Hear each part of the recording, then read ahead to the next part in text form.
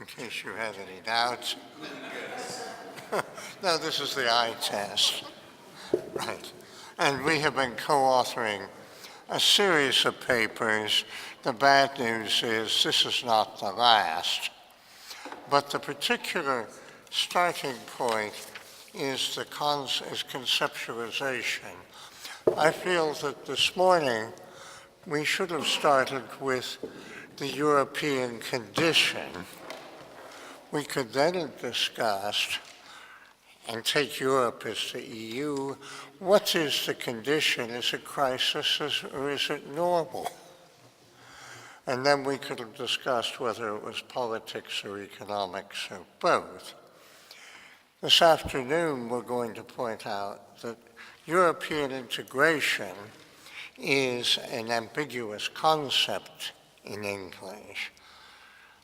It can be a static term, support for the EU. If you look at Sarah Hobolt's chapter on support for the EU in the Oxford Press Handbook, she just treats European integration as support. It can also be a goal, like heaven, or like an ever closer union. That is to say, it's dynamic, and as a matter of fact, the Treaty of Rome treated integration as dynamic. And we do this as well. Since 1957, things have happened, but lots of changes. Integration by stealth, spillover, passive public acceptance, major events, whether initiatives like the single euro market or the euro, introduction of the euro, or the eurozone crisis. And now we're at a point where the eurozone crisis is no longer something that qualifies as stealth. We look at attitudes toward an ever closer union. The 2009 European Election Survey has an 11-point scale, and it anchors them. Effectively, it's plus minus, because 0 is already gone too far, which means we'd want less. 10 is we want more. And you'll notice there's a big peak in 5, which we interpret, it's trimodal in effect, more or less satisfied as it is. Now, satisfaction and a plurality being in favor of the European Union are consistent. But when you put the word satisfied to interpret people who've rejected more integration, it becomes interesting, because you don't need to be a Nobel Prize winner like Herb Simon to notice that it's hard to get satisfied people to move. They have to become dissatisfied. There are also 9% who are don't knows. So you really have trimodal plus 9%. Now, if you collapse this, two alternatives, the black treats the 4s and the 6s as satisfied as is, near as damn it. If you're just strict spatial modeling, you can hardly say choosing 4 is choosing you want a lot less. You'll see that the people who are in the middle, who endorse the EU as it is, are a bare plurality. You also have a third who want more integration. And some of these people undoubtedly want more German money from Frankfurt. They don't care where, from north of the Alps. What you do about the don't knows, of course, they could tip things. So we're trying to say, let's look at the conceptually meaningful empirical way things are. And then we've done a potential influences. Now, you could say engagement, interested in politics means you're not or don't know. Performance of national institutions, all honor to Karl-Heinz Reif and Hermann Schmidt, who started the first second order. Socioeconomic. It's interesting the way in which people, you could treat UKIP as not very educated. AFD, you can pinstripe protesters who aren't popular because they're very educated. That's a bit of a problem, and the way in which you try and marginalize the right protesters, they don't know what they're talking about. The idea that to know Europe is to have your doubts, to know, the more you know about the Eurozone. Does that mean the happier you are with the Stability and Growth Pact? Or does it mean you're Martin Wolf in the Financial Times? Context, you can talk about the economy contracts, or you can talk about corruption in national government, which can be found in a number of EU states. So these are potential influences, and that these may differ a bit between pros and antis, which would be the two clearest groups. And the question is whether the don't knows and the people in the middle are really concealed. We have no opinion. We'll just go down them. We won't take sides. We're indifferent. We print some tables, summary tables. You'll see that performance, average marginal effect, we put logic in the appendix for those of you who feel deprived of polynomial logic. You can take them to bed and Godspeed to sleep. But people who are satisfied with the EU are more pro. Immigration has gone too far. Other way, feels European. But these are typical variables that you use when asking if people are satisfied with the EU, without distinguishing satisfied as it is, or it's so good we want more. So this is ambiguous influence. Context, original EU are a little less satisfied. New EU are more satisfied, but that's because we've left the don't knows out, and the people in the middle, who are larger in the 12 new member states. Standard of living, not very important. The don't knows versus the satisfied. The satisfied are more educated than the don't knows. There's a lot of differences here. Numerically, they're not very large, but the profile you get is that the 1 in 5 who are satisfied with the EU as it is cannot be said to be uninformed, uneducated, not engaged. They know something about EU membership. They have no left-right placement. They're even less displaced, but this fits with some of the morning discussion of the weakness of parties. Now, when you turn this into a polynomial logic, to see how whether you can sort of make these 4 categories line up, you can argue lots of small points. My own interpretation is that it shows that roughly they line up. The influences tend to create clear daylight between those who are satisfied and those who are in favor of more integration. The don't knows tend to be tilted or forced to choose they're less interested in politics.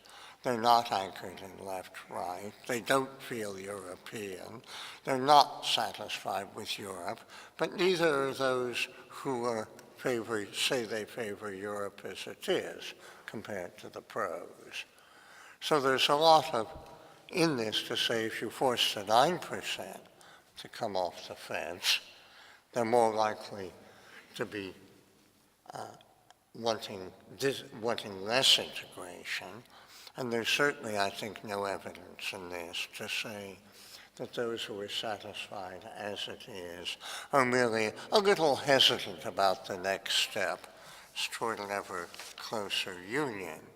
If you want to discuss it, we can do this, but I'd like to get on to where this leaves us, a bit of evidence-based speculation.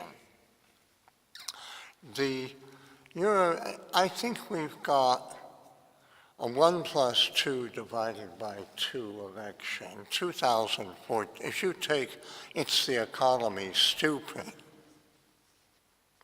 in 17 to 24 countries, people will be voting with a European currency in their pocket or with a European semester hanging over their head. And there are only about 3% who don't know that there's a European economic crisis, that there's trouble in the European economy.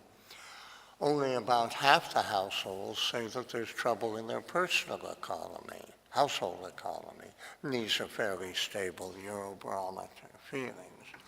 So the euro, if you say the economy is salient, in a sense you can't leave Europe out of it. The introduction of the euro was a great psychological triumph. People weren't fainting. They weren't having all the problems that anthropologists and psychoanalysts were predicting. It's really quite extraordinary. But now that it's there, you can't hide it.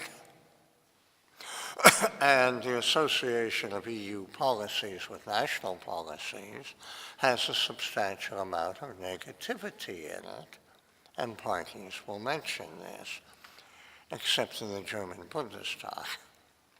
The free movement of people across national borders, which is a pillar of the single Europe market, also is linked up with the immigration issue.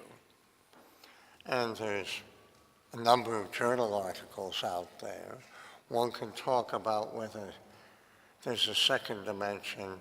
This is a culture. Being against more European integration applies to immigrants as well as to political elites, or whether these, to what extent are they separate?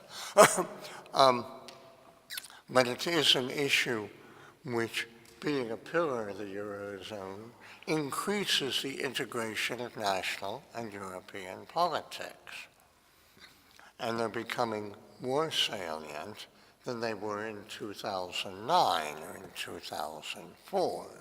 If you want to get higher turnout, get people interested in Europe.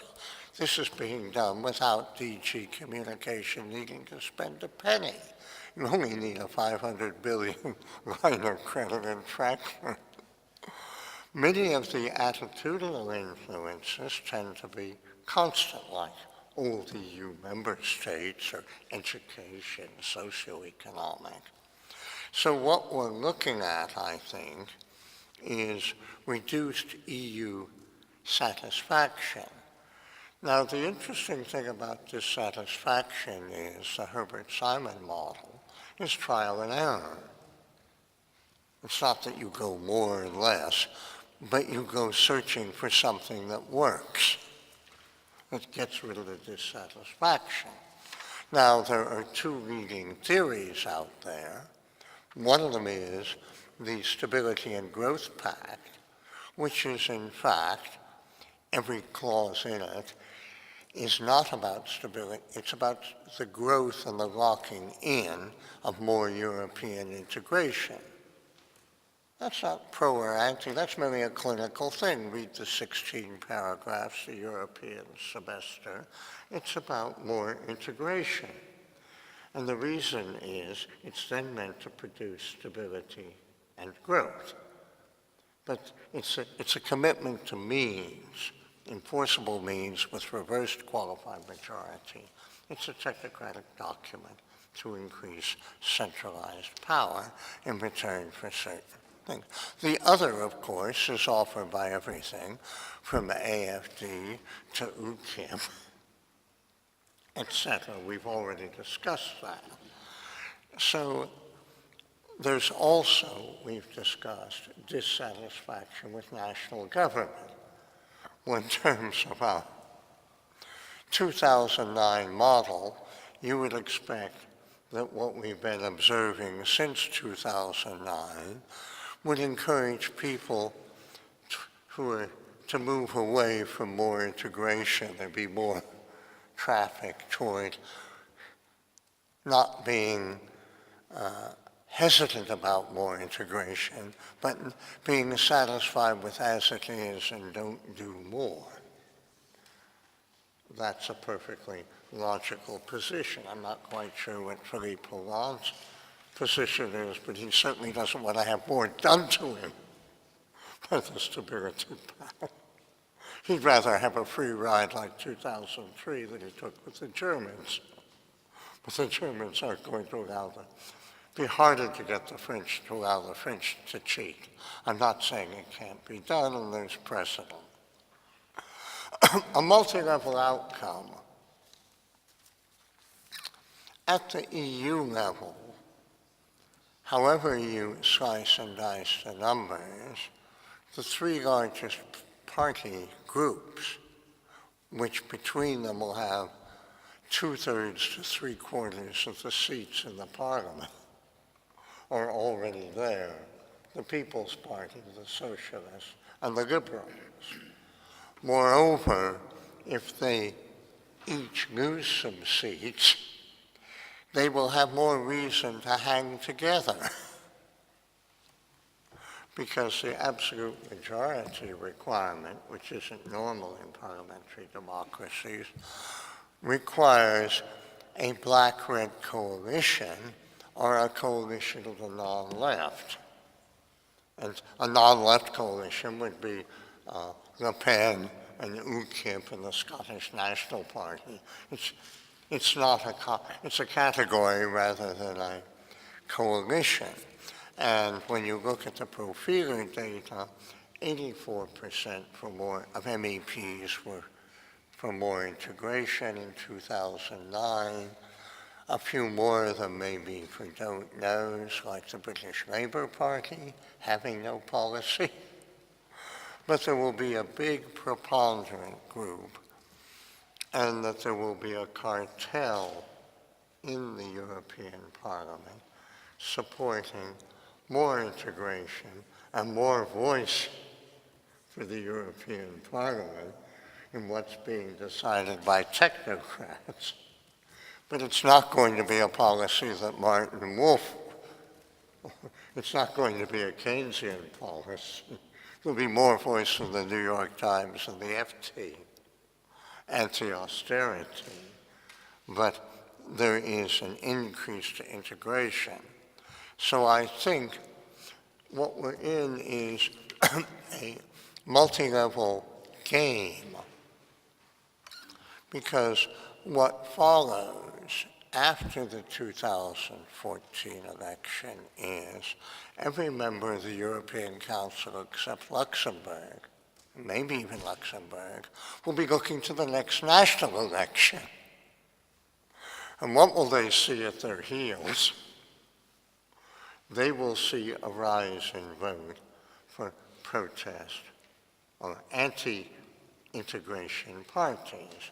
The British case is pathologically extreme because when Labour came third in 2009, it didn't matter, they were out. But for Cameron to be on the way out, you'll then have the opposition party in Britain wanting Britain to withdraw.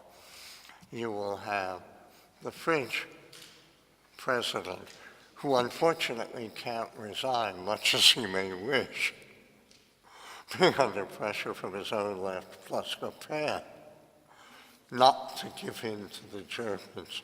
Why not? We've done it before. Et cetera, and even the AfD can feed the German correspondents in Brussels by reading what comes through and finding something that's not good. So I think it will affect the national governments and council. And the last paragraph of the Growth and Stability Pact says that within 5 years we should do something to legalize this relationship. It's very vague about what that thing is, because of course if you mention the word treaty, which is the description of the Stability Pact in every language except German, where it's a Vertrag. I signed a treaty with German, a contract for 3 months at the Bank. But we are in this world which is not stable. Reference has been made several times to Karlsruhe and the mixture of concerns about, there's a medieval English concept, quo warranto, by what right, the justification,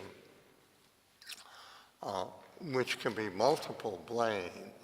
There's a very good ECPR book out on Greece called Economic Delinquency or Systemic Failure.